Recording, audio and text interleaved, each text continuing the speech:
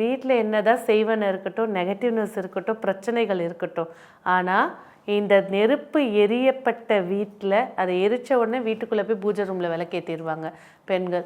அதை ஏற்றின உடனே அந்த குலதெய்வத்தினுடைய ஃபோர்ஸ், நீங்கள் எந்த தெய்வத்தை மூல கடவுளாக, நான் முருகரை தாங்க ரொம்ப கும்பிட்றேன், நான் காளியை தாங்க ரொம்ப கும்பிட்றேன், நான் லக்ஷ்மியை தாங்க ரொம்ப, எந்த தெய்வம் வீட்டுக்குள் வர முடியாத அளவுக்கு நெகட்டிவ் எனர்ஜி இருக்கோ, இந்த கற்பூரம் ஏற்றப்பட்டு பூஜை ரூமில் விளக்கேற்றின உடனே அந்த தெய்வத்துடைய முழு அருள் வந்து வீட்டுக்குள்ளே வரும்.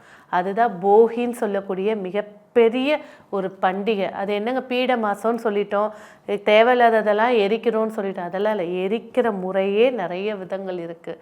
ஸோ அதே போல் குழந்தைங்க சரியாக படிக்கலை, ரொம்ப கேர்லெஸ்ஸாக இருக்காங்க, படிப்பில் இன்ட்ரெஸ்ட் இல்லை அப்படின்னு சொல்லும்போது பார்த்தீங்கன்னாக்கா, அந்த நெருப்பு எரியும் போது அதில் 4 அரசங்குச்சியை போடுவாங்க.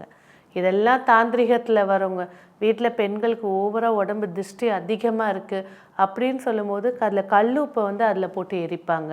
அது எல்லாமே நீக்கி கொடுக்கறது. இதெல்லாம் வந்து ஆதி காலத்தில் வைத்திய முறையாகவும் இருந்தது தான் இது.